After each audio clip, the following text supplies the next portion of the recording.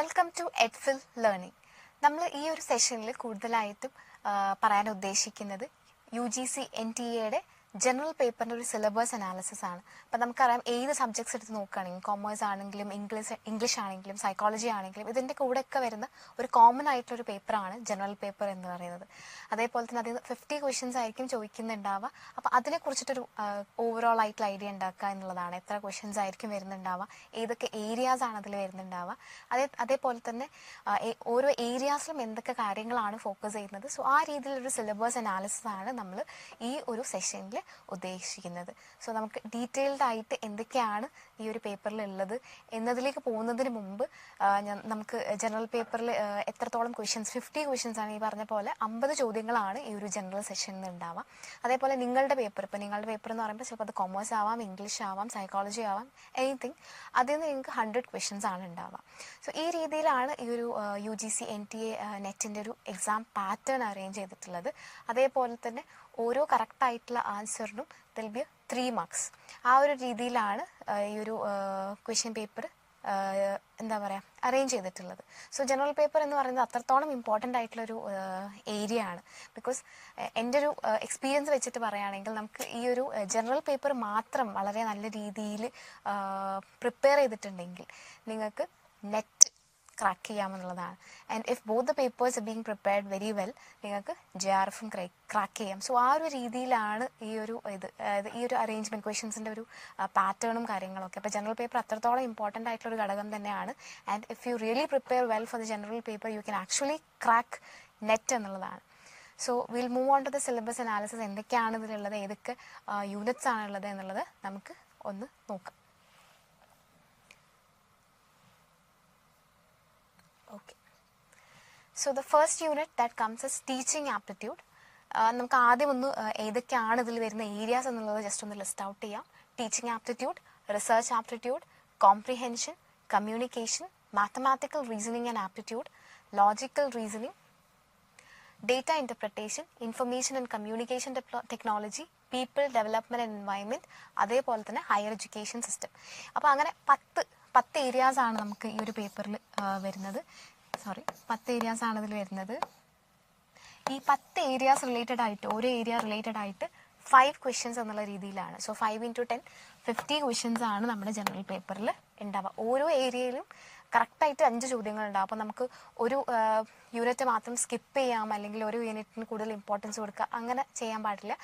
എല്ലാ യൂണിറ്റിനും ഒരേ തരത്തിലുള്ളൊരു ഈക്വൽ ആയിട്ടുള്ളൊരു ഇമ്പോർട്ടൻസ് കൊടുക്കുകയും അതേപോലെ തന്നെ ബിക്കോസ് എല്ലാ യൂണിറ്റ്സിനും നമുക്ക് 5 ക്വസ്റ്റ്യൻസ് പ്രതീക്ഷിക്കാം എന്നുള്ളതാണ്. സോ ഇതാണ് ഇതിൽ യൂണിറ്റ്സ് എന്ന് പറയുന്നത്. Coming on to each unit, നമുക്ക് ഓരോ യൂണിറ്റിലും എന്തൊക്കെയാണ് വരുന്നത് എന്നുള്ളത് ജസ്റ്റ് ഒന്ന് ഡിസ്കസ് ചെയ്യാം. ഇത് ഡിസ്കസ് ചെയ്യുമ്പോൾ നിങ്ങൾക്ക് മനസ്സിലാവും ജനറൽ പേപ്പർ വളരെയധികം സിമ്പിളായിട്ട് നിങ്ങൾക്ക് ക്രാക്ക് ചെയ്യാൻ പറ്റുന്ന ഒരു ഏരിയ ആണ്, അല്ലെങ്കിൽ പെട്ടെന്ന് പഠിച്ചെടുക്കാൻ പറ്റുന്ന ഒരു ഏരിയ ആണ്. അത്രത്തോളം കോംപ്ലിക്കേറ്റഡ് അല്ലാണ്ട് ഉള്ളൊരു ഏരിയ ആണ്. So coming on to teaching aptitude, ഈ ഒരു ഏരിയനെ കുറിച്ച് പറയുന്ന സമയത്ത് ഞങ്ങൾ പഠിച്ചിരുന്ന സമയത്ത് ഏറ്റവും കൂടുതൽ പറഞ്ഞിരുന്ന ഒരു സംഭവം എന്ന് പറയുന്നത്, നമ്മൾ ആസ് ടീച്ചേഴ്സ് ഒരു ക്ലാസ് റൂമിൽ എന്തൊക്കെ കാര്യങ്ങളാണോ ചെയ്യാണ്ടിരിക്കുന്നത്. ഫോർ എക്സാമ്പിൾ, ഒരു കുട്ടി ലേറ്റ് ആയിട്ട് വരികയാണെങ്കിൽ നമ്മൾ ആദ്യം ചെയ്യുന്ന കാര്യം ചിലപ്പോൾ കുട്ടീനെ പുറത്ത് നിർത്തുക എന്നുള്ളതായിരിക്കും. പക്ഷേ ഈ ഒരു ടീച്ചിങ് ആപ്റ്റിറ്റ്യൂഡിൽ വരുന്ന ചോദ്യങ്ങളുടെ ആൻസേഴ്സ് എന്ന് പറയുന്നത് ഇങ്ങനത്തെ തരത്തിലുള്ള ചോദ്യങ്ങളൊക്കെ വരാറുണ്ട്. Like what will you do if a student comes late to the classroom. അപ്പോൾ ആ ഒരു രീതിയിലുള്ള ചോദ്യങ്ങളൊക്കെ വരുന്ന സമയത്ത് അവിടെ ആൻസർ എന്ന് പറയുന്നത് എന്താണ് റീസൺ എന്നുള്ളത് എൻക്വയർ ചെയ്യുക എന്നുള്ളതാണ്. സോ ഞങ്ങൾക്ക് ക്ലാസ്സസ് തരുന്ന സമയത്ത് പറഞ്ഞുകൊണ്ടിരുന്ന ഒരു കാര്യം എന്ന് പറയുന്നത്, ടീച്ചിങ് ആപ്റ്റിറ്റ്യൂഡിൻ്റെ ആൻസർ എപ്പോഴും നമ്മൾ നമ്മുടെ ഒരു സിസ്റ്റത്തിൽ അല്ലെങ്കിൽ നമ്മുടെ ഒരു ക്ലാസ് റൂമിൽ ഫോളോ ചെയ്യാത്ത കാര്യങ്ങളാണ് ശരിക്കും ടീച്ചിങ് ആപ്റ്റിറ്റ്യൂഡിൽ വരുന്ന answers, because that are the right methods. So അത് ജസ്റ്റ് ഒന്ന് ഓർമ്മിപ്പിച്ചു എന്ന് മാത്രമേ ഉള്ളൂ. സോ ഇതിൽ വരുന്ന കാര്യങ്ങൾ അല്ലെങ്കിൽ ഇതിൽ വരുന്ന സിലബസിൽ വരുന്ന സബ് ടോപ്പിക്സ് ഏതൊക്കെയാണെന്ന് നോക്കാം. കോൺസെപ്റ്റ്, അതായത് എന്താണ് ടീച്ചിങ് എന്നുള്ളത്. സോ അത് ജസ്റ്റ് ഒരു ഡെഫിനേഷൻ കാര്യങ്ങൾ അങ്ങനത്തെ സംഭവങ്ങളാണ് അതിൽ വരുന്നത്. പിന്നീട് വരുന്നത് ഒബ്ജക്റ്റീവ്സ്, എന്തൊക്കെയാണ് ടീച്ചിങ്ങിൻ്റെ ഒബ്ജക്റ്റീവ്സ് എന്നുള്ളത്. നമ്മൾ ടീച്ചിങ് കൊണ്ട് എന്താണ്, കുട്ടികളിൽ എന്ത് വളർച്ചയാണ് ഉദ്ദേശിക്കുന്നത്. It can B value based education. അപ്പോൾ ആ രീതിയിൽ എന്തൊക്കെയാണ് അതിൻ്റെ ഒരു ഒബ്ജക്റ്റീവ്സ് എന്നുള്ളതാണ്. Next is levels of teaching, അതായത് മെമ്മറി, അണ്ടർസ്റ്റാൻഡിങ്, റിഫ്ലക്റ്റ്. 3 തരത്തിൽ നമുക്ക് പഠിപ്പിക്കാം. ഒരു കാര്യം മെമ്മറൈസ് ചെയ്ത് വെക്കാം.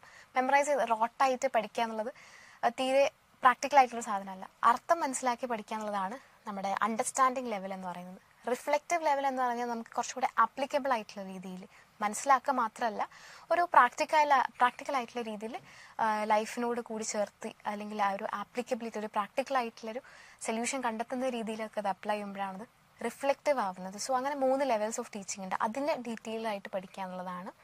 Next is characteristics and basic requirements. എന്തൊക്കെയാണ് ടീച്ചിങ്ങിൻ്റെ ബേസിക് ക്യാരക്ടറിസ്റ്റിക്സ്, അതേപോലെ തന്നെ അത് എന്തൊക്കെയാണ് റിക്വയർഡ് ആയിട്ടുള്ളത് എന്നുള്ളതാണ്.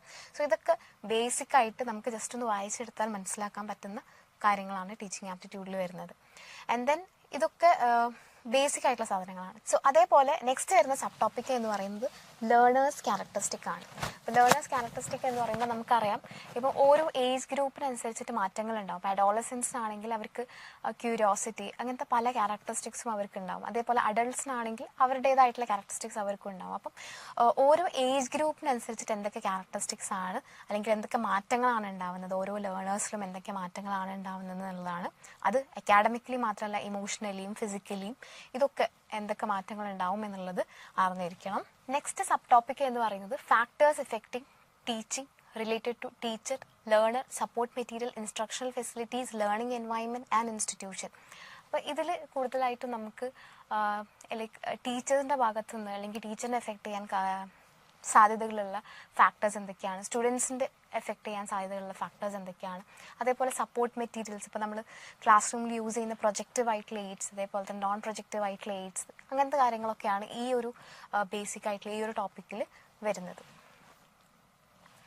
നെക്സ്റ്റ് സബ് ടോപ്പിക് എന്ന് പറയുന്നത് methods of teaching institutions of higher learning. ഇപ്പം പലതരത്തിലുള്ള മെത്തേഡ്സ് നമ്മൾ യൂസ് ചെയ്യാറുണ്ട്. ടീച്ചർ സെൻറ്റേഡ് ആയിട്ടുള്ളതുണ്ട്. അവിടെ നമ്മൾ ടീച്ചറിനായിരിക്കും കൂടുതൽ ഫോക്കസ് കൊടുക്കുന്നത്. വിച്ച് മീൻസ് ടീച്ചറാണ് ഒരു പ്രിഡോമിനൻറ്റ് റോള് വഹിക്കുന്നത്. കുട്ടികൾ will be like just class കേൾക്കുന്ന ആളുകൾ അല്ലെങ്കിൽ ശ്രവിക്കുന്ന ആളുകൾ മാത്രമായിട്ട് നിൽക്കാറുണ്ട്. Next is learner centred. അതായത് ഓരോ കുട്ടിയുടെയും ഇൻഡിവിജ്വൽ ഡിഫറൻസസ് മനസ്സിലാക്കിയിട്ട് നമ്മൾ ലേണിംഗ് എങ്ങനെ പ്രൊവൈഡ് ചെയ്യാം അല്ലെങ്കിൽ ലേണിംഗ് കുറച്ചും കൂടെ എങ്ങനെ സപ്പോർട്ടീവ് ആക്കാം എന്നുള്ളത്, അല്ലെങ്കിൽ ടീച്ചിങ് എങ്ങനെ സപ്പോർട്ടീവ് ആക്കാം എന്നുള്ള രീതിയിൽ. Next is offline versus online methods. അപ്പോൾ അതിൽ കുറച്ച് ഇനീഷ്യേറ്റീവ്സ് ആണ്. സ്വയം പ്രഭ, മൂക്സ് എക്സെട്ര. ഇതൊക്കെ അറിഞ്ഞിരിക്കാനുള്ള ഇമ്പോർട്ടൻ്റ് ആണ്. വളരെ ഇമ്പോർട്ടൻ്റ് ആയിട്ടുള്ള ഏരിയാസ് ആണ് സ്വയം പ്രഭ, മൂക്സ് ഒക്കെ. Next is teaching support system, traditional, modern and ICT based. അപ്പോൾ നമുക്കറിയാം ഈ ഒരു ടീച്ചിങ് സിസ്റ്റത്തിൽ തന്നെ പല മാറ്റങ്ങളും വന്നുകൊണ്ടിരിക്കുകയാണ്. ബിക്കോസ് ICT കമ്പ്യൂട്ടർ ബേസ്ഡ് ആയിട്ട് പല ടെക്നിക്സും നമ്മൾ യൂസ് ചെയ്യുന്നുണ്ട്. ഇപ്പം പ്രിലിമിനറി ആയിട്ട് അല്ലെങ്കിൽ പ്രൈമറി എഡ്യൂക്കേഷനിൽ തന്നെ ഈ പറയപ്പെടുന്ന ICT മെത്തേഡ്സ് അല്ലെങ്കിൽ ICT ബേസ്ഡ് ആയിട്ടുള്ള മെത്തേഡ്സ് നമ്മൾ യൂസ് ചെയ്യുന്നുണ്ട്. സോ അതിനെക്കുറിച്ചിട്ടുള്ളൊരു ചെറിയ നോളജാണ്. സോ ഇതൊക്കെ നിങ്ങൾ കേൾക്കുമ്പോൾ കോംപ്ലിക്കേറ്റഡ് ആയി തോന്നുന്നുണ്ടെങ്കിൽ വളരെ സിമ്പിളായിട്ടുള്ള ഏരിയാസ് ആണ് ഇതിൽ സബ് ടോപ്പിക്സ് ആയിട്ട് വരുന്നത്. ലാസ്റ്റ് എനിക്ക് തോന്നുന്നു it's evaluation system. Evaluation system എന്ന് പറയുന്നത് നമുക്കറിയാം 2 തരത്തിലുള്ള ഇവാലുവേഷൻ ഉണ്ട്. ഫോർമേറ്റീവ് അസസ്മെൻറ്റും സമ്മേറ്റീവ് അസസ്മെൻറ്റും. ഞാൻ ജസ്റ്റ് ഷോർട്ടായിട്ടാണ് പറയുന്നത്. അപ്പോൾ ഫോർമേറ്റീവ് അസസ്മെൻറ്റ് എന്ന് പറയുമ്പോൾ നമുക്കറിയാം ഒരു കണ്ടിന്യൂസ് ആൻഡ് കോംപ്രിഹെൻസീവ് ഇവാലുവേഷൻ ആണ്. ലൈക്ക് ഓരോ സബ് സ്റ്റേജസിലും നമ്മൾ ഇവാലുവേറ്റ് ചെയ്ത് ഇടയ്ക്കിടയ്ക്ക് എക്സാംസ് കണ്ടക്ട് ചെയ്ത് ടെസ്റ്റുകൾ കണ്ടക്ട് ചെയ്ത് കണ്ടിന്യൂസ് ആയിട്ട് ഇവാലുവേറ്റ് ചെയ്യുന്നൊരു സിസ്റ്റമാണ് ഫോർമേറ്റീവ് അസസ്മെൻറ്റ് എന്ന് പറയുന്നത്. സമ്മേറ്റീവ് അസസ്മെൻറ്റ് എന്ന് പറയുമ്പോൾ may be at year end അല്ലെങ്കിൽ ഒരു 6 മാസം കൂടുമ്പോൾ എക്സാം കണ്ടക്ട് ചെയ്തിട്ട് കുട്ടികളെ ഇവാലുവേറ്റ് ചെയ്യുന്നത്. സോ ഇപ്പം ബേസിക്കലി ഒരു ഫോർമേറ്റീവ് അസസ്മെൻറ്റ് എന്നുള്ള രീതിയിലേക്കാണ് നമ്മൾ മൂവ് ചെയ്തുകൊണ്ടിരിക്കുന്നത്. സോ ആ തരത്തിലുള്ള ഇവാലുവേഷൻ സിസ്റ്റംസ് ഏതൊക്കെയാണ്, അതേപോലെ തന്നെ choice based credit system in higher education, അതേപോലെ കമ്പ്യൂട്ടർ ബേസ്ഡ് ആയിട്ടുള്ള ടെസ്റ്റിങ്സ്, അതേപോലെ ഈ ഇവാലുവേഷൻ സിസ്റ്റത്തിൽ തന്നെ വന്നിട്ടുള്ള പുതിയ ഇന്നോവേഷൻസ്, ഇങ്ങനത്തെ കാര്യങ്ങളാണ് ഈ ഒരു ടോപ്പിക്കിൽ വരുന്നത്. സോ എത്രയാണ് ടീച്ചിങ് ആപ്റ്റിറ്റ്യൂഡിൽ വരുന്നത്. Teaching aptitude is basically A very simple area. ഇപ്പോൾ ഈ പറഞ്ഞ പോലെ ഇങ്ങനത്തെ കുഞ്ഞു കാര്യങ്ങളാണ്. അതായത് ആദ്യം ടീച്ചറിനെ കുറിച്ച് അറിയാം, ടീച്ചറിൻ്റെ characteristics, then is learners characteristics, പിന്നെ അതിൽ യൂസ് ചെയ്യുന്ന പല ടൂൾസും ടെക്നിക്സും കാര്യങ്ങളും, ആൻഡ് ഫൈനലി നമ്മളതിൽ യൂസ് ചെയ്യുന്ന ഇവാലുവേഷൻ സിസ്റ്റംസ് ഏതൊക്കെയാണ്, ഫോർമേറ്റീവ്, സമ്മേറ്റീവ്, ഇപ്പം പുതുതായിട്ട് വന്നിട്ടുള്ളത്. അപ്പോൾ അതിൽ ഇമ്പോർട്ടൻ്റ് ആയിട്ടുള്ളതാണ് ഈ പറയുന്ന സ്വയം പ്രഭ, പുതിയ ഇനീഷ്യേറ്റീവ്സ് ഏതൊക്കെയാണെന്നൊക്കെ അറിഞ്ഞിരിക്കുക എന്നുള്ളത്. രണ്ടാമത്തെ യൂണിറ്റ് ആണ് റിസർച്ച് ആപ്റ്റിറ്റ്യൂഡ്. റിസർച്ച് ആപ്റ്റിറ്റ്യൂഡിൽ ഫസ്റ്റ് വരുന്ന sub topic meaning, types, characteristics, positivism and post positive approaches to research. അപ്പോൾ ആദ്യം എന്താണ് റിസർച്ച് എന്നുള്ളത്, like for what do we carry out research നമ്മൾ എന്തിനു വേണ്ടിയിട്ടാണ് ചെയ്യുന്നത്. ഫോർ എക്സാമ്പിൾ ഡേറ്റ കളക്ട് ചെയ്യുന്നത്, അനലൈസ് ചെയ്യുന്നു, ഒരു കൺക്ലൂഷനിൽ എത്തുന്നു, ഒരു തിയറി ആക്കി മാറ്റുന്നു. അപ്പോൾ അതൊക്കെ എന്തിനു വേണ്ടിയിട്ടാണ് നമ്മൾ റിസർച്ച് ക്യാരി ഓൺ ചെയ്യുന്നത്, എന്തൊക്കെ തരത്തിലുള്ള റിസർച്ച് ഉണ്ട്. ഇപ്പോൾ ക്വാളിറ്റേറ്റീവ്, ക്വാളിറ്റേറ്റീവ് തന്നെ പല ടൈപ്സ് ഓഫ് റിസർച്ചസ് വരുന്നുണ്ട്. ക്വാണ്ടിറ്റേറ്റീവിലും പല ഡിഫറെൻറ്റ് ടൈപ്സ് അല്ലെങ്കിൽ സബ് കാറ്റഗറീസ് ഓഫ് റിസർച്ചസ് വരുന്നുണ്ട്. അപ്പോൾ അത് ഓരോന്നും അറിഞ്ഞിരിക്കുക എന്നുള്ളതാണ്. ഫോർ എക്സാമ്പിൾ ഇപ്പം ക്വാളിറ്റേറ്റീവിലാണെങ്കിൽ എത്തനോഗ്രഫി, ക്വാണ്ടിറ്റേറ്റീവിലാണെങ്കിൽ ഈ പറയുന്ന പോലെ നമ്മൾ ഇപ്പോൾ ഒരു ക്വസ്റ്റ്യനെയർ അഡ്മിനിസ്റ്റർ ചെയ്തിട്ട് ആ രീതിയിൽ ഡേറ്റ കളക്ട് ചെയ്തിട്ട് ന്യൂമറിക്കൽ അല്ലെങ്കിൽ നമ്പേഴ്സാണ് അവിടെ നമ്മൾ അനലൈസ് ചെയ്യുന്നത്. സോ എന്തൊക്കെ തരത്തിലുള്ള റിസർച്ചസ് ആണുള്ളത് എന്നുള്ളത് അറിഞ്ഞിരിക്കുക. Second is methods of research. ഇപ്പോൾ ഈ പറഞ്ഞ പോലെ ടൈപ്സിൻ്റെ ഒരു വേറൊരു പതിപ്പ് തന്നെയാണ് ഈ പറയുന്ന മെത്തേഡ്സ് ഓഫ് റിസർച്ച് എന്ന് പറയുന്നത്. ദാറ്റ് ഈസ് എക്സ്പെരിമെൻ്റൽ റിസർച്ച് ഉണ്ടാവാം, കോറിലേഷണൽ റിസർച്ച് ഉണ്ടാവാം, അതും അല്ലെങ്കിൽ ക്വാളിറ്റേറ്റീവ്, ക്വാണ്ടിറ്റേറ്റീവ്, ഡിസ്ക്രിപ്റ്റീവ്, ആ രീതിയിൽ ഏതൊക്കെ റിസർച്ചസ് ആണ്. ഇപ്പം ഇതൊരു ഇമ്പോർട്ടൻ്റ് ആയിട്ടുള്ള ഒരു ഏരിയ ആണ്. ക്വസ്റ്റ്യൻസ് കൂടുതൽ വരാൻ ചാൻസസ് ഉള്ള അല്ലെങ്കിൽ സാധ്യതകളുള്ള ഏരിയ ആണ്. ഫോർ എക്സാമ്പിൾ, ഏതാണ് സൈക്ലിക് ഫോം ഓഫ് റിസർച്ച് എന്നുള്ള രീതിയിലൊരു ചോദ്യം വന്നിട്ടുണ്ടായിരുന്നു. That is obviously action based ആയിട്ടുള്ള റിസർച്ച് ആണ്. അപ്പം അങ്ങനെ പല തരത്തിലുള്ള റിസർച്ചസ് ഉണ്ട്. ആ ഓരോ റിസർച്ചസിൻ്റെയും ഓരോ ക്യാരക്ടറിസ്റ്റിക്സ് അല്ലെങ്കിൽ അത് എന്തൊക്കെയാണ് അതിൻ്റെ ഫീച്ചേഴ്സ് എന്നുള്ളത് അറിഞ്ഞിരിക്കുക എന്നുള്ളത് ഇമ്പോർട്ടൻ്റ് ആണ്. അത് റിലേറ്റഡ് ആയിട്ടായിരിക്കും ചോദ്യങ്ങൾ വരിക. ഫോർ എക്സാമ്പിൾ, ഇപ്പം ഏത് റിസർച്ചാണ് കോസ് ആൻഡ് എഫക്റ്റ് റിലേഷൻഷിപ്പ് പഠിക്കാൻ വേണ്ടിയിട്ട് നമ്മൾ യൂസ് ചെയ്യുന്നത്? It's obviously experimental research. അപ്പോൾ ആ രീതിയിലുള്ള ചോദ്യങ്ങളാണ് ഈ ഒരു ഏരിയയിൽ നിന്ന് വരിക. Next steps of research. Steps of research എന്ന് പറയുമ്പോൾ നമ്മൾ ആദ്യം ഒരു പ്രോബ്ലം ഐഡൻറ്റിഫൈ ചെയ്യുന്നത്, പിന്നീട് അത് റിലേറ്റഡ് ആയിട്ടുള്ള റിവ്യൂസ് അനലൈസ് ചെയ്യുന്നത്, ദെൻ വി ഡു കളക്ട്, നമ്മുടെ മെത്തേഡ് എന്താണെന്നുള്ളത് ഫിക്സ് ചെയ്യുന്നു, ഡേറ്റ കളക്ട് ചെയ്യുന്നു, അനലൈസ് ചെയ്യുന്നു. ആ രീതിയിലുള്ള അതിൻ്റെ സ്റ്റെപ്സ് അറിഞ്ഞിരിക്കുക എന്നുള്ളതാണ്. Next is thesis and article writing, format and styles of referencing. അപ്പം നമുക്കറിയാം, നമ്മളൊരു തിയസിസ് ഉണ്ടാക്കുന്ന സമയത്ത് അല്ലെങ്കിൽ നമ്മുടെ ഡെസർട്ടേഷനൊക്കെ വെക്കുന്ന സമയത്ത് there is A format that we follow. നമ്മൾ ആദ്യം ഇൻട്രൊഡക്ഷൻ എഴുതണം, അല്ലെങ്കിൽ പിന്നീട് റിവ്യൂ എഴുതണം, അത് കഴിഞ്ഞിട്ട് മെത്തേഡ് ചാപ്റ്റർ സെറ്റ് ആക്കണം, ദെൻ കംസ് എന്താ പറയുക, നമ്മുടെ ഡേറ്റ അനാലിസിസ്, അങ്ങനെ കൺക്ലൂഷൻ, ഇംപ്ലിക്കേഷൻ. ആ രീതിയിൽ ഒരു തീസിസ് എഴുതുന്ന സമയത്ത് എന്തൊക്കെയാണ് ഫോളോ ചെയ്യേണ്ട റൂൾസ്, അതിൻ്റെ ഒരു ഓർഡർ, ക്രോണോളജിക്കൽ ഓർഡർ അറിഞ്ഞിരിക്കുക എന്നുള്ളത് ഇമ്പോർട്ടൻ്റ് ആണ്. ആൻഡ് ഓൾസോ നമ്മളിപ്പം APA റെഫറൻസിങ്ങിൻ്റെ അടിസ്ഥാനത്തിലൊക്കെ നമ്മൾ ഫോളോ ചെയ്യുന്ന സർട്ടൻ ക്രൈറ്റീരിയാസും കാര്യങ്ങളൊക്കെ ഉണ്ട്. ഫോർ എക്സാമ്പിൾ, ഇപ്പോൾ റെഫറൻസിങ്ങിൻ്റെ കാര്യങ്ങളൊക്കെ എറ്റാൾ എന്നൊക്കെ ഉള്ളൊരു വേർഡ്സ് നമ്മൾ യൂസ് ചെയ്യാറുണ്ട്. സോ വാട്ട് ഡസ് എറ്റാൾ മീൻ? അപ്പോൾ ആ രീതിയിലുള്ള ചോദ്യങ്ങളൊക്കെ നമുക്ക് ഈ ഒരു ഏരിയയിൽ നിന്ന് പ്രതീക്ഷിക്കാം. Next is application of ICT in research. ഈ പറഞ്ഞ പോലെ കമ്പ്യൂട്ടർ ടെക്നോളജി ബേസ്ഡ് ആയിട്ടുള്ള കാര്യങ്ങൾ എങ്ങനെയാണ് റിസർച്ചിൽ യൂസ് ചെയ്യുന്നത് എന്നുള്ളതാണ്. And then as research ethics. നമ്മളെല്ലാവരും ഇപ്പം നമ്മളൊരു റിസർച്ച് ക്യാരി ഓൺ ചെയ്ത സമയത്ത് ഇപ്പോൾ ഇൻറ്റിഗ്രിറ്റി മെയിൻറ്റെയിൻ ചെയ്യുക, ഓണസ്റ്റ് ആയിട്ട് റിസർച്ച് ക്യാരി ഓൺ ചെയ്യുക, മാൽ പ്രാക്ടീസസ് അതിലേക്ക് വലിച്ചിടാണ്ടിരിക്കുക. അപ്പോൾ ആ രീതിയിലുള്ള ഇതൊക്കെ ജസ്റ്റ് പോയിന്റ്സ് ആയിട്ടുള്ളൊരു സാധനങ്ങളാണ് റിസർച്ച് എത്തിക്സും കാര്യങ്ങളൊക്കെ. അപ്പോൾ വളരെ സിമ്പിളായിട്ട് പഠിക്കാൻ പറ്റുന്ന ഒരു ഏരിയ ആണ് ഈ പറയുന്ന റിസർച്ച് ആപ്റ്റിറ്റ്യൂഡ് എന്ന് പറയുന്ന ഏരിയ. ഇതിലും ബേസിക്കലി ഞാൻ കൂടുതലായിട്ട് കണ്ടിട്ടുള്ള ചോദ്യങ്ങൾ എന്ന് പറയുന്നത് ഈ പറഞ്ഞ പോലെ ഏത് റിസർച്ചാണ് ഇത് കോസ് ആൻഡ് എഫക്റ്റ് പഠിക്കുന്നത്, അല്ലെങ്കിൽ ഏത് റിസർച്ചാണ് കുറച്ചും കൂടി പാസ്റ്റ് ആയിട്ടുള്ള കാര്യങ്ങൾ പഠിക്കാൻ വേണ്ടിയിട്ട്. So that is historical research. അപ്പോൾ ആ രീതിയിലുള്ള ചോദ്യങ്ങളാണ് നമ്മൾ അതിൽ നിന്ന് പ്രതീക്ഷിക്കേണ്ടത്. തേർഡ് ഏരിയ എന്ന് പറയുന്നത് കോംപ്രിഹെൻഷനാണ്. That is reading comprehension. Reading കോംപ്രിഹെൻഷനിൽ ഒരു പാരഗ്രാഫ് തന്നിട്ടുണ്ടാവും. നമ്മൾ ബേസിക് പ്രിലിമിനറി മുതൽ അല്ലെങ്കിൽ നമ്മുടെ പ്രൈമറി സ്കൂളിങ്ങിലൊക്കെ ചെയ്തു പോയിട്ടുള്ളൊരു സാധനമായിരിക്കും. നമ്മുടെ ഇംഗ്ലീഷ് എന്ന് പറയുന്ന സബ്ജക്റ്റിൽ there'll be a comprehension that would be given. നമ്മൾ ആ കോംപ്രിഹെൻഷൻ വളരെ കൃത്യമായിട്ട് വായിക്കുക. ആ കോംപ്രിഹെൻഷൻ റിലേറ്റഡ് ആയിട്ട് 5 ചോദ്യങ്ങളുണ്ടാവും. ആ 5 ചോദ്യങ്ങൾ കറക്റ്റായിട്ട് ആൻസർ ചെയ്യുക എന്നുള്ളതാണ്. സോ ഈ ഒരു ഏരിയ അറ്റംപ്റ്റ് ചെയ്യുന്ന സമയത്ത് ഓർത്ത് വെക്കേണ്ട ഒരു സാധനം, ഒബ്വിയസ്ലി ഇപ്പോൾ നമ്മൾ പൊല്യൂഷനെ കുറിച്ചിട്ടാണ് ഇപ്പോൾ ഒരു പാരഗ്രാഫ് തന്നിട്ടുള്ളതെങ്കിൽ ഒബ്വിയസ്ലി നമുക്ക് അറിയുന്ന പല കാര്യങ്ങളുണ്ടാവും. പക്ഷെ നമ്മൾ ഭയങ്കര ഓവർ ജഡ്ജ്മെൻറ്റലായിട്ട് അത് കൊണ്ടുപോയിട്ട് അതിൽ അപ്ലൈ ചെയ്യാണ്ട് എന്താണ് പാരഗ്രാഫിനോട് സ്റ്റിക്ക് ഓൺ ചെയ്യുക. പാരഗ്രാഫിൽ എന്ത് ഡീറ്റെയിൽസ് ആണോ തന്നിട്ടുള്ളത് അത് റിലേറ്റഡ് ആയിട്ട് ആ ഒരു ക്വസ്റ്റ്യൻസ് മാക്സിമം എന്ത് ചെയ്യാം, മാർക്ക് ചെയ്യാൻ വേണ്ടിയിട്ട് അല്ലെങ്കിൽ ആൻസേഴ്സ് മാർക്ക് ചെയ്യാൻ വേണ്ടിയിട്ട് ശ്രമിക്കുക എന്നുള്ളതാണ്. സോ അതേപോലെ തന്നെ ദർ ആർ 2 മെത്തേഡ്സ്. ഒന്നെങ്കിൽ നിങ്ങൾക്ക് പാരഗ്രാഫ് കൃത്യമായിട്ട് വളരെയധികം അറ്റൻറ്റീവായിട്ട് വായിച്ചിട്ട് ക്വസ്റ്റ്യൻസിലേക്ക് പോവാം, or the second method is questions വായിച്ചിട്ട് നേരെ പാരഗ്രാഫിലേക്കും പോവാം. So it's your choice, it you can decide. Okay, 4ാമത്തെ ഏരിയ ആണ് കമ്മ്യൂണിക്കേഷൻ. അപ്പോൾ കമ്മ്യൂണിക്കേഷനിൽ വരുന്ന സബ് ടോപ്പിക്സ് ഏതൊക്കെയാണെന്ന് നോക്കാം. First is communication meanings, types and characteristics of communication. അപ്പം പലതരത്തിലുള്ള കമ്മ്യൂണിക്കേഷൻ ഉണ്ട്. ഇപ്പം 2 ആളുകൾ തമ്മിൽ സംസാരിക്കുന്ന ഇന്റർപേഴ്സണൽ, ഒരു മാസ്സായിട്ടൊരു വലിയ ക്രൗഡിനെ അഡ്രസ്സ് ചെയ്യുന്ന കമ്മ്യൂണിക്കേഷൻ, മാസ് കമ്മ്യൂണിക്കേഷൻ. അപ്പം അങ്ങനെ ഏതൊക്കെ ടൈപ്സും അതിൻ്റെ ക്യാരക്ടറിസ്റ്റിക്സുമാണ് ആദ്യം വരുന്ന സബ് ടോപ്പിക് എന്ന് പറയുന്നത്. രണ്ടാമത്തത് effective communication, verbal, non verbal, intercultural and group communication, class room communication. അത് കൂടുതലായിട്ടും ഒരു എഫക്റ്റീവ് ആയിട്ടുള്ള കമ്മ്യൂണിക്കേഷൻ നടക്കാൻ എന്തൊക്കെ ആവശ്യമാണ്. നമ്മൾ വെറുതെ ഇങ്ങനെ കാര്യങ്ങൾ പറയുന്നതിനപ്പുറത്തേക്ക് അവിടെ നോൺ വെർബൽ ആയിട്ടുള്ള ക്യൂസും ഇമ്പോർട്ടൻ്റ് ആണ്. അതായത് നമ്മൾ നോൺ വെർബലി നമ്മുടെ ഐ കോൺടാക്ട്, നമ്മളെ ഗേസ് എങ്ങനെ നിലനിർത്തുന്നു, നമ്മുടെ സ്മൈൽ അല്ലെങ്കിൽ നമ്മുടെ ഒരു പോസ്ചർ, ഇങ്ങനത്തെ കാര്യങ്ങളൊക്കെ ഇമ്പോർട്ടൻ്റ് ആണ്.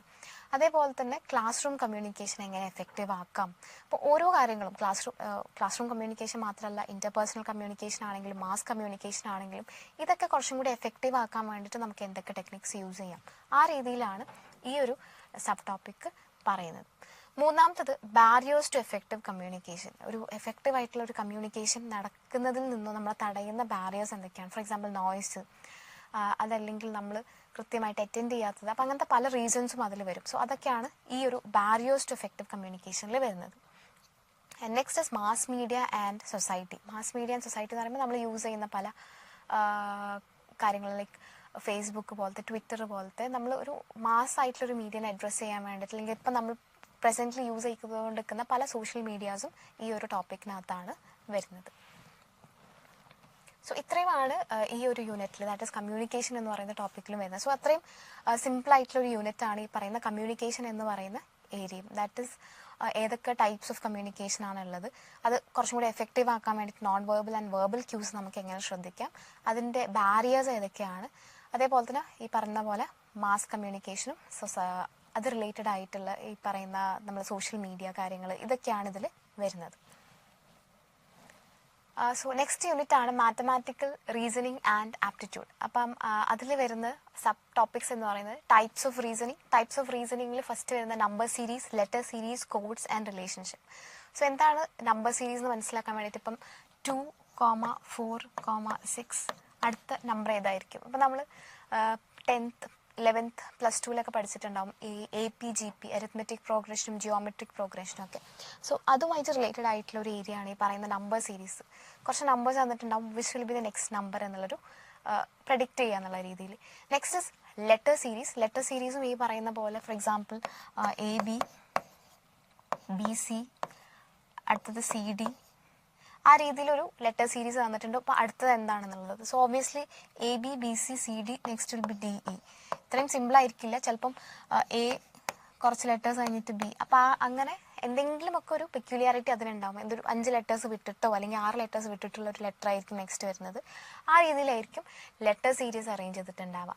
Next is codes. കോഡ്സ് എന്ന് പറയുമ്പോൾ മേ ബി ഇപ്പം W എന്ന് പറയുന്ന Y എന്ന് പറയുന്ന ലെറ്ററിന് 50 ആണെങ്കിൽ വാട്ട് ഈസ് C എന്നുള്ള രീതിയിലുള്ള ചോദ്യങ്ങൾ. ഫോർ എക്സാമ്പിൾ Y = 50 എന്ന് പറയുമ്പോൾ അതിൽ ഉദ്ദേശിക്കുന്നത് Y നമുക്കറിയാം, Y is like A to Z ഉള്ള ആൽഫബറ്റ്സ് എടുക്കുകയാണെങ്കിൽ Y comes in the 25th position. അപ്പോൾ ആ നമ്പറിനെ 25 × 2 മൾട്ടിപ്ലൈ ചെയ്തുകൊണ്ടാണ് 50 വന്നത്. സോ ഒബ്വിയസ്ലി ഈ എസിൻ്റെ പൊസിഷൻ എന്താണ്, ഇൻ്റെ പൊസിഷൻ ഏത് ഇതിലാണ്, A എന്ന് പറയുമ്പോൾ ഫസ്റ്റ് പൊസിഷനാണ്. അപ്പോൾ ആ നമ്പേഴ്സ് മൊത്തം ആഡ് ചെയ്തിട്ട് × 2 ചെയ്യുകയാണെങ്കിൽ ഇവിടെ ആ ഒരു നമ്പർ കറക്റ്റായിട്ട് കിട്ടും. സോ എന്തെങ്കിലും ഒരു റൂൾ അവിടെ അവർ ഫോളോ ചെയ്തിട്ടുണ്ടാവും, അത് നമ്മൾ മനസ്സിലാക്കി എടുക്കുക എന്നുള്ളതാണ്. And then relationship questions. Relationship questions എന്ന് പറയുമ്പോൾ നമ്മൾ A എന്ന് പറയുന്നത് Bൻ്റെ ഫാദറാണ്, C എന്ന് പറയുന്നത് Bൻ്റെ സിസ്റ്ററാണ്. അങ്ങനെയാണെങ്കിൽ Aയും Dയും എങ്ങനെയാണ് റിലേറ്റഡ്, ആ രീതിയിലുള്ള ചോദ്യങ്ങളാണ് റിലേഷൻഷിപ്പ് ക്വസ്റ്റ്യനിൽ വരിക. അപ്പോൾ നമ്മൾ അവിടെ ഫാമിലി ട്രീ വരയ്ക്കുക എന്നുള്ളത് ഇമ്പോർട്ടൻ്റ് ആണ്. Like A and B are mother and father എന്ന് പറഞ്ഞിട്ട് ഫാമിലി ട്രീ. ഓക്കെ, സോ അത് അവരുടെ സണ്ണാണ് C. അപ്പോൾ ആ രീതിയിലൊരു ഫാമിലി ട്രീ വരച്ചിട്ട് എന്താണ് ആ കറക്റ്റ് റിലേഷൻഷിപ്പ് എന്ന് മനസ്സിലാക്കുക എന്നുള്ളത് ഇമ്പോർട്ടൻ്റ് ആണ്. Next is mathematical aptitude. Fraction, time, distance, ratio, proportion, percentage, profit and loss, interest, discounting, averages, etcetera. അപ്പോൾ ഇത്രയും സാധനങ്ങൾ കേൾക്കുമ്പം എന്തോ വലിയ, അതായത് ഭയങ്കര ഡിഫിക്കൽട്ടായിട്ടുള്ള സാധനമാണെന്ന് തോന്നുന്നുണ്ട്. ഫ്രാക്ഷൻസ് ഒക്കെ വളരെ സിമ്പിളായിട്ടുള്ള ചോദ്യങ്ങളാണ് ഈ ഒരു ഏരിയയിൽ നിന്ന് വരിക. ടൈം ആൻഡ് ഡിസ്റ്റൻസ് റിലേറ്റഡ് ആയിട്ടാണെങ്കിലും റേഷ്യോ റിലേറ്റഡ്, ഇപ്പം 2 ആളുകളുടെ ഏജ് ഇസ് ഇൻ റേഷ്യോ 2:5. അപ്പം 5 വർഷങ്ങൾക്ക് ശേഷം ഇവരുടെ 2 പേരുടെയും ഏജ് എത്രയായിരിക്കും. അപ്പോൾ ആ രീതിയിലുള്ള ചോദ്യങ്ങളാണ് ഈ ഒരു സെക്ഷനിൽ വരിക. പക്ഷേ അതേപോലെ തന്നെ ഈ പറയുന്ന പോലെ പ്രോഫിറ്റ് ആൻഡ് ലോസ് എന്നൊക്കെ പറയുമ്പോൾ ഭയങ്കര കോംപ്ലിക്കേറ്റഡ് ആയിട്ടുള്ള ചോദ്യങ്ങളൊന്നും ആയിരിക്കില്ല വരിക. വളരെ സിമ്പിളായിട്ടുള്ള നമ്മൾ ബേസിക് ഫോർമുലാസ് യൂസ് ചെയ്തിട്ട് ചെയ്യാൻ പറ്റുന്ന രീതിയിലുള്ള ചോദ്യങ്ങളാണ് ഈ ഏരിയാസ് എന്നൊക്കെ വരുന്നത്. സോ ഇൻട്രസ്റ്റ് ആണെങ്കിലും നമുക്കറിയാം, interest is equal to principal into rate into time by 100. So ഈ ബേസിക് ആയിട്ടുള്ള ഫോർമുലാസ് ഒക്കെ യൂസ് ചെയ്തിട്ട് ചെയ്യാൻ പറ്റുന്ന കാര്യങ്ങൾ തന്നെയാണ് വരുന്നുണ്ടാവുക. Next is Unit 6, that is logical reasoning. Logical reasoning എന്ന് പറയുമ്പോൾ understanding the structure of arguments, arguments from the structure of categorical propositions, mood and figure, formal and informal fallacies, use of language, connotations, denotations of term, classical square of opposition. Logical റീസണിങ്ങിൽ കൂടുതലായിട്ടും വരുന്ന ചോദ്യങ്ങൾ എന്ന് പറയുന്നത് fallacies ഏതൊക്കെയാണ്. ചില fallacies എന്ന് പറയുമ്പോൾ നമ്മൾ പൊതുവായിട്ട് ഒരാളിങ്ങനെ ആയതുകൊണ്ട് ഇവർ മൊത്തം ഇങ്ങനെയാണെന്നുള്ള പല നെഗറ്റീവായിട്ടുള്ള അല്ലെങ്കിൽ പല മിസ്റ്റേക്ക് അല്ലെങ്കിൽ അങ്ങനത്തെ രീതിയിലുള്ള സെൻറ്റൻസസ് നമ്മൾ ജനറലൈസ് ചെയ്യാറുണ്ട്. സോ അവിടെ നമ്മൾ കമ്മിറ്റ് ചെയ്യുന്ന ഫാലസീസ് ഏതൊക്കെയാണ്, അല്ലെങ്കിൽ അവിടെ കമ്മിറ്റ് ചെയ്യുന്ന എറർ എന്നുള്ള രീതിയിലാണ് ഫാലസീസ് എന്ന് പറയുന്നത്. അതേപോലെ തന്നെ സ്ക്വയർ ഓഫ് അപ്പോസിഷൻ എന്ന് പറയുന്ന, അതായത് നമ്മൾ ലോജിക്കലി ചിന്തിക്കുന്ന സമയത്ത് ഇപ്പം ഇങ്ങനെ ഓൾ മെൻ ആർ ഗുഡ് എന്ന് പറയുമ്പം ഇതിൽ നമുക്ക് എന്ത് മനസ്സിലാക്കാം, അതായത് ഒരു മനുഷ്യനും എല്ലാ മനുഷ്യരും അല്ലെങ്കിൽ എല്ലാ മെന്നും നല്ലതാണ് എന്ന് പറയുന്നുണ്ടെങ്കിൽ it means that no men are bad. So അങ്ങനെ ഒരു ഇൻഫറൻസ് ഉണ്ട്. അപ്പോൾ ഓരോ സെൻറ്റൻസിൽ നിന്നും ലോജിക്കലി ചിന്തിച്ചിട്ട് നമുക്ക് ഓരോ കാര്യങ്ങൾ എങ്ങനെ ഇൻഫർ ചെയ്യാം എന്നുള്ള രീതിയിലാണ്.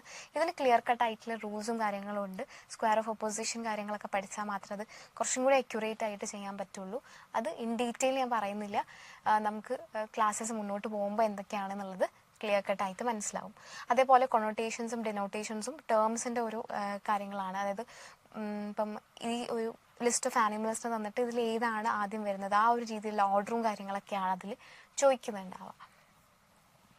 Evaluating and distinguishing deductive and inductive reasoning. അപ്പം നമുക്ക് രണ്ട് തരത്തിലുള്ള റീസണിങ് ഉണ്ട്, ഡിഡക്റ്റീവ് ആൻഡ് ഇൻഡക്റ്റീവ് റീസണിങ്. അതായത് നമ്മൾ ഒരു കുട്ടി നല്ലതായതുകൊണ്ട് ഒരു ക്ലാസ് റൂം മൊത്തം നല്ലതാണ് എന്ന് പറയുന്ന ഒരു സ്പെസിഫിക് ടു ജനറൽ എന്നുള്ളൊരു റീസണിങ്ങും ഉണ്ട്. അതേപോലെ ഒരു ക്ലാസ് റൂം മൊത്തം നല്ലതായതുകൊണ്ട് അതിലെല്ലാ കുട്ടികളും 1 by 1 നല്ലതാണ് എന്നുള്ള ജനറൽ ടു സ്പെസിഫിക് എന്നുള്ള രീതിയിൽ നമുക്ക് റീസൺ ചെയ്യാം. അപ്പം അത് ഡിഫറെൻറ്റ് ടൈപ്സ് ഓഫ് റീസണിങ് ഏതൊക്കെയാണെന്നുള്ളതും, analogies, Venn diagram, simple and multiple use of establishing the validity of arguments, Indian logic, means of knowledge. അതായത് ഇന്ത്യൻ ലോജിക്കിനായ ന്യായ എന്ന് പറയുന്ന ഇന്ത്യൻ ലോജിക്കിൽ എന്തൊക്കെ പ്രൊപ്പോസിഷൻസ് ആണ് വരുന്നത്, അതിൽ എന്തൊക്കെയാണ് കാര്യങ്ങൾ വരുന്നത് എന്നുള്ളതാണ്. ഇത് കുറച്ച് സിസ്റ്റമാറ്റിക് ആയിട്ട് നമ്മൾ അറിഞ്ഞിരിക്കേണ്ട അല്ലെങ്കിൽ വളരെ സിസ്റ്റമാറ്റിക് ആയിട്ട് പഠിച്ചിരിക്കേണ്ട ഒരു ഏരിയ ആണ് ലോജിക്കൽ റീസണിങ് എന്ന് പറയുന്ന ഏരിയ. വെൻ ഡയഗ്രാം നിങ്ങൾ മാത്തമാറ്റിക്കൽ ഇതിൽ പഠിച്ചിട്ടുണ്ടാവും.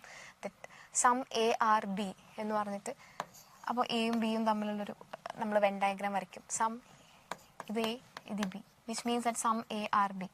അപ്പം ഇതാണ് ബി അല്ലാത്ത എന്റെ പോർഷൻസ്. ആ രീതിയിലുള്ള വെൻ ഡയഗ്രാം റിലേറ്റഡ് ആയിട്ടുള്ള ചോദ്യങ്ങളും വരാറുണ്ട്. പക്ഷെ ഈ പറയുന്ന പോലെ തന്നെ അത്രയും കോംപ്ലിക്കേറ്റഡ് ആയിട്ടുള്ള ചോദ്യങ്ങൾ വരാറില്ല. സിമ്പിൾ ആയിട്ടുള്ള ചോദ്യങ്ങൾ മാത്രമാണ് ഈ ഒരു ഏരിയയിൽ നിന്ന് നമുക്ക് പ്രതീക്ഷിക്കേണ്ടതുള്ളൂ.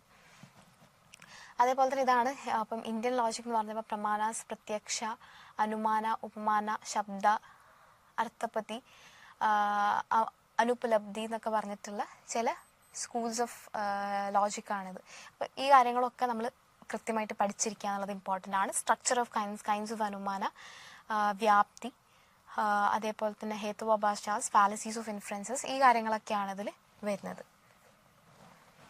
നെക്സ്റ്റ് യൂണിറ്റ് 7 ആണ് ഡേറ്റ ഇൻ്റർപ്രിട്ടേഷൻ. ഡേറ്റ ഇൻ്റർപ്രിട്ടേഷൻ വളരെ സിമ്പിളായിട്ട് നിങ്ങൾക്ക് സ്കോർ ചെയ്യാൻ പറ്റുന്ന ഒരു ഏരിയ ആണ് ഡേറ്റ ഇൻ്റർപ്രിട്ടേഷൻ. ഡേറ്റ ഇൻ്റർപ്രിട്ടേഷനിൽ ഈ പറഞ്ഞ പോലെ ഒരു പെർട്ടിക്കുലർ ഒരു ഇപ്പോൾ നമ്മൾ റീഡിങ് കോംപ്രിഹെൻഷൻ പറഞ്ഞ പോലെ അവിടെ ഒരു പാരഗ്രാഫ് വന്നിട്ടുണ്ടാവും, അതിൽ നിന്നും 5 ചോദ്യങ്ങൾ ചോദിക്കും. അതേപോലെ ഇതിലൊരു പെർട്ടിക്കുലർ ബോക്സ് തന്നിട്ടുണ്ടാവും, അല്ലെങ്കിൽ ഒരു ഗ്രാഫിക്കൽ ഫോർമാറ്റ് തന്നിട്ടുണ്ടാവും, അല്ലെങ്കിൽ അങ്ങനെ എന്തെങ്കിലും ഒരു ടേബിൾ തന്നിട്ടുണ്ടാവും. ആ ടേബിളിൻ്റെ അടിസ്ഥാനത്തിൽ എന്താണ് നമ്മളോട് ചോദ്യങ്ങൾ ചോദിക്കുകയാണ് ചെയ്യുക. അത് ബാർ ചാർട്ടിൻ്റെ ഫോമിലാവാം ചോദ്യങ്ങൾ വരുന്നത്. It can be histogram, it can be pie chart, it can be table chart, line chart, എന്തുമാവാം. അത് റിലേറ്റഡ് ആയിട്ടുള്ള ചോദ്യങ്ങളാണ് അതിൽ നിന്നും വരാം. ഫോർ എക്സാമ്പിൾ ഇപ്പോൾ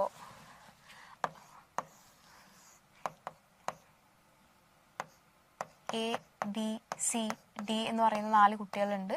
അവരുടെ ഫിസിക്സിലുള്ള മാർക്ക്, കെമിസ്ട്രിയിലുള്ള മാർക്ക്, ഫിസിക്സിലുള്ള മാത്തമാറ്റിക്സിലുള്ള മാർക്ക്, ബയോളജിയിലുള്ള മാർക്ക്, അങ്ങനെ കുറേ മാർക്കുകൾ കൊടുത്തിട്ടുണ്ടാവും ഈ ടേബിളിൽ തന്നെ. എന്നിട്ട് അത് റിലേറ്റഡ് ആയിട്ടുള്ള 5 questions would be there. അതായത് ആർക്കാണ് കൂടുതൽ പെർസെൻറ്റേജ് കിട്ടിയിട്ടുള്ളത്, അല്ലെങ്കിൽ കെമിസ്ട്രീൻ്റെ മാർക്കിൻ്റെ ആവറേജ് എത്രയാണ് ഈ 4 കുട്ടികളുടെയും. സോ അവിടെയൊക്കെ നമ്മൾ ബേസിക്സ് അറിഞ്ഞിരുന്നാൽ മതി. ആവറേജ് എന്ന് പറയുമ്പോൾ എല്ലാ മാർക്സും കൂടി ആഡ് ചെയ്തിട്ട് ഡിവൈഡ് ബൈ 4. അപ്പോൾ ആ രീതിയിൽ ബേസിക്സ് അറിഞ്ഞിരിക്കുക എന്നുള്ളതാണ് ഇവിടെ important. So basically average, percentage, ആ രീതിയിലുള്ള ചോദ്യങ്ങളാണ് ഈ ഒരു ഡേറ്റ ഇൻ്റർപ്രിട്ടേഷൻ റിലേറ്റഡ് ആയിട്ട് വരാറുള്ളത്. നെക്സ്റ്റ് യൂണിറ്റ് ആണ് information and communication technology, ICT. ഇത് നമ്മൾ ബേസിക് ലെവലിൽ പഠിച്ചിട്ടുള്ള കമ്പ്യൂട്ടർ റിലേറ്റഡ് ആയിട്ടുള്ള നോളജ് ആണ്. വിച്ച് ഇസ് ഏതാണ് ഇൻപുട്ട് ഡിവൈസ്, ഏതാണ് ഔട്ട്പുട്ട് ഡിവൈസ്, അതേപോലെ ചില എബ്രിവേഷൻസ് ലൈക്ക് എഡ്രോം എന്ന് പറഞ്ഞാൽ എന്താണ്, അല്ലെങ്കിൽ റാം എന്ന് പറഞ്ഞാൽ എന്താണ്, റോം എന്ന് പറഞ്ഞാൽ എന്താണ്, read only memory, random access memory. അപ്പോൾ അങ്ങനത്തെ അബ്രിവേഷൻസ് ഒക്കെ അറിഞ്ഞിരിക്കുക എന്നുള്ളതാണ്. അതേപോലെ ടെർമിനോളജീസും, ഫോർ എക്സാമ്പിൾ WWW എന്ന് പറയുമ്പോൾ എന്താണ്, what does it stand for, അല്ലെങ്കിൽ കമ്പ്യൂട്ടർ റിലേറ്റഡ് ആയിട്ടുള്ള ഇപ്പം ലോക്കൽ ഏരിയ നെറ്റ്വർക്ക് എന്ന് പറയുന്ന ആ ഒരു ടെർമിനോളജി എന്താണ് സൂചിപ്പിക്കുന്നത്, ആ രീതിയിലുള്ള കാര്യങ്ങൾ അറിഞ്ഞിരിക്കുക എന്നുള്ളതാണ്. സോ പിന്നെ വരുന്ന ഒരു ടോപ്പിക്കാണ് basics of internet, intranet, email, audio and video conferencing. So ഈ ഒരു ഏരിയയിൽ ബേസിക്കലി വരുന്നൊരു ചോദ്യം എന്ന് പറയുന്നത് എങ്ങനെയാണ് വീഡിയോ ഫയൽസ് സേവ് ആവുന്നത്. ഇപ്പോൾ ഫോർ എക്സാമ്പിൾ ഇമേജസ് സേവ് ആവുന്നൊരു ഫോർമുല JPG. അതേപോലെ ഓഡിയോ മെസ്സേജസ് എങ്ങനെയാണ് നമ്മൾ സേവ് ആവുന്നത്, ഏത് ഫോർമാറ്റിലാണ്, വീഡിയോ മെസ്സേജസ് എങ്ങനെയാണ്, ഇപ്പോൾ MP4 എന്ന് പറയുന്നത്. അപ്പോൾ ആ രീതിയിലുള്ള ചോദ്യങ്ങളാണ് ഇതിന്ന് ബേസിക്കലി കൂടുതലായിട്ടും കണ്ടുവരുന്നത്. അതേപോലെ തന്നെ ഇപ്പം ഓഡിയോ ആണെങ്കിൽ MP3, വീഡിയോ ആണെങ്കിൽ MP4. അപ്പോൾ ആ ഒരു ഫോർമാറ്റ് റിലേറ്റഡ് ആയിട്ടുള്ള ചോദ്യങ്ങളൊക്കെ ഇതിൽ വരാറുണ്ട്. അതേപോലെ തന്നെ ബേസിക്സ് ഓഫ് ഇൻ്റർനെറ്റ്, ഇപ്പോൾ ഈ പറയുന്ന ഇൻപുട്ട് ഡിവൈസസ്, ഔട്ട്പുട്ട് ഡിവൈസസ്, ഏതൊക്കെ ഇതിലേതാണ് ഇൻപുട്ട്, ഏതാണ് ഔട്ട്പുട്ട് ഡിവൈസസ്, അതേപോലെ തന്നെ CPU, അതൊക്കെ റിലേറ്റഡ് ആയിട്ടുള്ള ചോദ്യങ്ങൾ ഇതിൽ പ്രതീക്ഷിക്കാം. നെക്സ്റ്റ് ഇമെയിൽ എന്ന് പറയുമ്പം നമ്മൾ അതിൽ സെൻഡർ, റിസീവർ, എങ്ങനെയാണ് കാർബൺ കോപ്പി സെൻഡ് ചെയ്യുന്നത്, ബ്ലൈൻഡ് കാർബൺ കോപ്പി എങ്ങനെയാണ് സെൻഡ് ചെയ്യുന്നത്, ഇത് റിലേറ്റഡ് ആയിട്ടുള്ള ചോദ്യങ്ങളൊക്കെ പ്രതീക്ഷിക്കാം. Next digital initiatives and higher education. Higher എഡ്യൂക്കേഷനിൽ ഇപ്പോൾ നമ്മൾ യൂസ് ചെയ്തുകൊണ്ടിരിക്കുന്ന പുതിയ ICT റിലേറ്റഡ് ആയിട്ടുള്ള ടെക്നോളജീസ് ഏതൊക്കെയാണെന്നുള്ളതും. And next ICT and governance. ഇതും ഈ തരത്തിൽ ഗവേണിംഗ് ബോഡീസൊക്കെ ആയിട്ട് റിലേറ്റഡ് ആയിട്ട് ICTയുടെ പുതിയ ടെക്നോളജീസ് ഏതൊക്കെയാണ് വന്നുകൊണ്ടിരിക്കുന്നതും അത് നമ്മൾ എങ്ങനെയൊക്കെയാണ് യൂസ് ചെയ്യുന്നത് എന്നുള്ളതാണ്. Next is unit 9, that is people, development and environment. ഈ ഒരു ഏരിയയിൽ കൂടുതലായിട്ട് നമ്മൾ അറിഞ്ഞിരിക്കേണ്ടത് ഏതൊക്കെയാണ് മില്ലേനിയം ഡെവലപ്മെൻറ്റ് ഗോൾസ്, ഏതാണ് സസ്റ്റൈനബിൾ ഡെവലപ്മെൻറ്റ് ഗോൾസ്. ഇതിന് ക്ലിയർ കട്ടായിട്ട് സെറ്റ് ഓഫ് ഗോൾസ് ഉണ്ട്, അത് ഏതൊക്കെയാണെന്നുള്ളത് ഓർത്ത് വെക്കുക.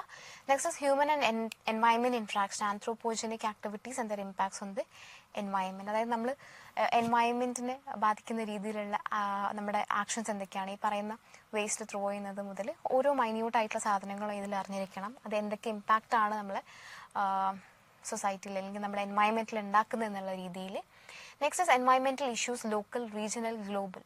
Air pollution, water pollution, soil pollution, noise pollution, waste, liquid, biomedical, hazardous, electronic, climate change and socio economic and political dimensions. അപ്പം ഇതിൽ basically basic ആയിട്ടുള്ള types of പൊല്യൂഷനും ഇപ്പം ഒരു സാധനം എന്ത് റിലേറ്റഡ് ആയിട്ടുള്ളതാണ്. ഫോർ എക്സാമ്പിൾ സ്മോഗ് എന്ന് പറയുന്നത് ഏത് പൊല്യൂഷനുമായിട്ട് റിലേറ്റഡ് ആയിട്ടുള്ളതാണ്. So it's related to air pollution. അപ്പം അങ്ങനെ ഓരോ കാര്യങ്ങളും അറിഞ്ഞിരിക്കുക എന്നുള്ളത്, അതിൻ്റെ ബേസിക് ക്യാരക്ടറിസ്റ്റിക്സും അതിൽ വരുന്നത് എന്തൊക്കെയാണെന്നുള്ളതും ആ രീതിയിലുള്ള കാര്യങ്ങൾ അറിഞ്ഞിരിക്കുകയാണ്. അപ്പോൾ ലാസ്റ്റ് റീസെൻ്റ് ആയിട്ട് ക്യാൻസൽ ആയിട്ടുള്ള എക്സാമിലും വളരെ ബേസിക് ആയിട്ടുള്ള what does POP stands for. അപ്പോൾ ആ രീതിയിലുള്ള ബേസിക് ആയിട്ടുള്ള സാധനങ്ങളാണ് ഈ ഒരു ചോദ്യങ്ങൾ ഈ ഒരു ഏരിയയിൽ നിന്ന് കൂടുതലായിട്ടും വരുന്നത്. Next is impact of pollutants on human health. Human ഹെൽത്തിന് ഇതെങ്ങനെയാണ്, ഫോർ എക്സാമ്പിൾ ഇപ്പോൾ ആർസനിക് എന്ന് പറയുന്ന സംഭവം ഏത് അസുഖമാണ് കോസ് ചെയ്യുന്നത്, മേർക്കുറി കൂടുതലായിട്ട് നമ്മുടെ ബോഡിയിൽ അക്യുമുലേറ്റ് ആവുകയാണെങ്കിൽ which disease does it cause. So ആ രീതിയിലുള്ള കാര്യങ്ങളൊക്കെ അറിഞ്ഞിരിക്കുക എന്നുള്ളത് ഇമ്പോർട്ടൻ്റ് ആണ്. Next is natural and energy resources, solar, wind, soil, hydro, geothermal, biomass, nuclear and forest. അതായത് ടൈപ്സ് ഓഫ് എനർജി നമുക്കറിയാം, റിന്യൂവബിൾ ആയിട്ടുള്ള എനർജി റിസോഴ്സസ് ഉണ്ട്, നോൺ റിന്യൂവബിൾ ആയിട്ടുള്ള എനർജി റിസോഴ്സസ് ഉണ്ട്. എന്ന് പറയുമ്പോൾ like we can replenish it, അത് കഴിഞ്ഞ് കഴിഞ്ഞാൽ കഴിഞ്ഞതാണ്. അതേപോലെ റിന്യൂവബിൾ എന്ന് പറയുമ്പോൾ നമുക്കത് പിന്നെയും റീയൂസ് ചെയ്യാൻ പറ്റും. സോ ആ തരത്തിൽ ഏതൊക്കെയാണ് അതിൻ്റെ കാറ്റഗറൈസേഷൻ പഠിക്കാനുള്ളത് ഇമ്പോർട്ടൻ്റ് ആണ്. ബിക്കോസ് ചിലപ്പോൾ ചോദ്യത്തിൽ വരുന്നുണ്ടാവും which is not a non renewable source of energy എന്നുള്ള രീതിയിലായിരിക്കും ചോദ്യം വരുന്നുണ്ടാവുക. സോ ആ ഒരു കാറ്റഗറൈസേഷൻ ഏതാണ് റിന്യൂവബിൾ, ഏതാണ് നോൺ റിന്യൂവബിൾ അല്ലാത്തത് എന്നുള്ള രീതിയിലൊക്കെ അറിഞ്ഞിരിക്കുക എന്നുള്ളത് ഇമ്പോർട്ടൻ്റ് ആണ്. Next is natural hazards and disasters, mitigation strategies. ഇപ്പോൾ നാച്ചുറൽ ആയിട്ടുള്ള ഹസാർഡ്സ് ഏതൊക്കെയാണ്, എർത്ത് ക്വിക്സ്, അങ്ങനത്തെ സൈക്ലോൺസ്, ടൊർണാഡോ. അപ്പോൾ അത് റിലേറ്റഡ് ആയിട്ട് നമുക്ക് എന്തൊക്കെ മിറ്റിഗേഷൻ സ്ട്രാറ്റജീസ് യൂസ് ചെയ്യാം, ഇതൊക്കെ വളരെ ബേസിക് ലെവലിലെ ചോദ്യങ്ങൾ മാത്രമേ വരാറുള്ളൂ. ഫോർ എക്സാമ്പിൾ SNP വേവ്സ് എന്തുമായിട്ട് റിലേറ്റഡ് ആണ്, so it's related to earthquake. അപ്പോൾ അങ്ങനത്തെ ബേസിക് സിസ്മിക് വേവ്സ് എന്ന് പറയുന്നത് എന്തുമായിട്ട് റിലേറ്റഡ് ആണ്. അപ്പോൾ ആ രീതിയിലുള്ള ബേസിക് ചോദ്യങ്ങളാണ് വരാറ്. Next is Environment Protection Act 1986, National Action Plan on Climate Change, International Agreements or Efforts, Montreal Protocol, Rio Summit, Convention on Biodiversity, Kyoto Protocol, Paris agreement, international solar alliance, ഇത്രയുമാണ്. അതായത് ഇതൊക്കെ ഓരോ അഗ്രിമെൻറ്റ്സ് ആണ്. അല്ലെങ്കിൽ climate change ഇപ്പം ഭയങ്കര drastic ആയിട്ടുള്ള മാറ്റങ്ങൾ നമ്മുടെ ക്ലൈമറ്റിൽ ഉണ്ടായിക്കൊണ്ടിരിക്കുന്നുണ്ട്. അല്ലെങ്കിൽ ഹ്യൂമൻ ആക്ഷൻസ് അത്രത്തോളം നെഗറ്റീവ് ആയതുകൊണ്ട് തന്നെ അത് ഭയങ്കരമായിട്ടുള്ള രീതിയിൽ നമ്മുടെ എൻവയൺമെൻറ്റിനെ എഫക്റ്റ് ചെയ്യുന്നുണ്ട്. സോ അതിൽ നിന്ന് നമ്മുടെ എൻവയൺമെൻറ്റിനെ പ്രൊട്ടക്റ്റ് ചെയ്യാൻ വേണ്ടിയിട്ട് വന്നിട്ടുള്ള പല ആക്ടുകളും അല്ലെങ്കിൽ പല എഗ്രിമെൻറ്റ്സുമാണ് ഈ പറയുന്ന national action plan on climate change, international എഗ്രിമെൻറ്റ്സും, മോൺട്രിയൽ പ്രോട്ടോക്കോൾ, റിയോ സമ്മിറ്റൊക്കെ ഇതിൻ്റെ ഭാഗമായിട്ട് വന്നിട്ടുള്ളതാണ്. സോ അത് ഏത് വർഷമാണ് ഈ ഓരോന്നും വന്നിട്ടുള്ളത്, അതേപോലെ തന്നെ എന്താണ് അതിൻ്റെ ഒരു മെയിൻ ഗോൾ എന്തായിരുന്നു, ബൈ 2020 ഇങ്ങനെ ആക്കണം, അങ്ങനെ എന്തെങ്കിലുമൊക്കെ ഒരു ഗോൾ ഉണ്ടാവും. അത് എവിടെ വെച്ചിട്ടായിരുന്നു നടത്തിയിരുന്നത്. സോ ഇത്രയും കാര്യങ്ങളാണ് ഈ ഓരോ ആക്ഷൻ പ്ലാനുകളെ കുറിച്ചിട്ട് അല്ലെങ്കിൽ ഈ ഓരോ സമിറ്റുകളെ കുറിച്ച് അറിഞ്ഞിരിക്കേണ്ടത് എന്നുള്ളത്. ഓക്കെ, നെക്സ്റ്റ് ലാസ്റ്റ് യൂണിറ്റ് ആണ്, that is unit 10, that is higher education system. Higher education സിസ്റ്റത്തിൽ വരുന്നത് കൂടുതലായിട്ടും institutions of higher learning and education in ancient India. അപ്പോൾ ഏൻഷ്യൻ ഇന്ത്യയിൽ ഇപ്പം ബുദ്ധിസ്റ്റ് എഡ്യൂക്കേഷൻ ഉണ്ടായിരുന്നു, വേദിക് എഡ്യൂക്കേഷൻ ഉണ്ടായിരുന്നു. അപ്പോൾ പണ്ട് കാലം മുതൽ എഡ്യൂക്കേഷനിൽ വന്നിട്ടുള്ളൊരു മാറ്റങ്ങൾ അതൊക്കെയാണ്, എന്തൊക്കെ റിഫോംസ് ആണ് വന്നിട്ടുള്ളത് എന്നുള്ളതാണ്. Next evolution of higher learning and research and post independence India. പിന്നീട് ഇൻഡിപെൻഡൻസിന് ശേഷം എന്തൊക്കെ മാറ്റങ്ങളാണ് വന്നിട്ടുള്ളത് എന്നുള്ളതാണ്. Next is oriental, conventional and non conventional learning programs in India. ഇന്ത്യയിൽ നമ്മൾ ഫോളോ ചെയ്തുകൊണ്ടിരിക്കുന്ന ഓറിയന്റൽ ഫേസസ് അല്ലെങ്കിൽ ഓറിയന്റൽ ലേണിംഗ് പ്രോഗ്രാംസ്, കൺവെൻഷണൽ ആയിട്ടുള്ളത്, നോൺ കൺവെൻഷണൽ ആയിട്ട്, ഇതൊക്കെ കാറ്റഗറൈസ് ചെയ്തിട്ട് ഓരോന്നിൻ്റെയും അറിഞ്ഞിരിക്കുക എന്നുള്ളത് ഇമ്പോർട്ടൻ്റ് ആണ്. Next is professional, technical and skill based education. അപ്പോൾ ഇത് ഒക്കെ ബേസ്ഡ് ആയിട്ട് അസേർഷൻ റീസണിങ് ക്വസ്റ്റ്യൻ വരാറുണ്ട്. അപ്പം ഒരു സ്കൂളിൽ വാല്യൂ ബേസ്ഡ് എഡ്യൂക്കേഷൻ കൊടുക്കണമെങ്കിൽ അതിന് ഏറ്റവും ആപ്റ്റ് ആയിട്ടുള്ള ടെക്നിക്ക് ഏതാണ്? റിഫ്ലക്റ്റീവ് ആയിട്ട് പഠിപ്പിക്കുന്നതാണോ അല്ലെങ്കിൽ പറഞ്ഞ് കൊടുക്കുന്നതാണോ? എപ്പോഴും റിഫ്ലക്റ്റീവ് ആയിട്ടൊരു കാര്യം പറഞ്ഞു കൊടുക്കുന്നതാണ് നല്ലത്. അപ്പം മാത്രമേ കുട്ടികൾക്കത് മനസ്സിലാക്കി അത് ലൈഫിൽ പ്രാക്ടിക്കലായിട്ട് കൊണ്ടുവരാൻ പറ്റുള്ളൂ. സോ ആ രീതിയിൽ എന്തൊക്കെയാണെന്നുള്ളതാണ് professional, technical, skill based education. Next is value education and environmental education. So അതിൻ്റെ കീഴിൽ ഇപ്പം നമ്മൾ പറഞ്ഞ പോലെ വാല്യൂ എഡ്യൂക്കേഷൻ റിലേറ്റഡ് ആയിട്ട് ചോദ്യങ്ങൾ, അതേപോലെ തന്നെ environmental education, environment protection related ആയിട്ടുള്ളത്, എങ്ങനെ നമ്മൾ എൻവയൺമെൻറ്റിനെ ഒരു സസ്റ്റൈനബിൾ ഡെവലപ്മെൻറ്റിലേക്ക് കൊണ്ടുപോകുന്ന രീതിയിൽ എൻവയൺമെൻറ്റിനെ പ്രൊട്ടക്ട് ചെയ്യണം, ആ രീതിയിലുള്ളൊരു എഡ്യൂക്കേഷനാണ്. Policy, governance and administration.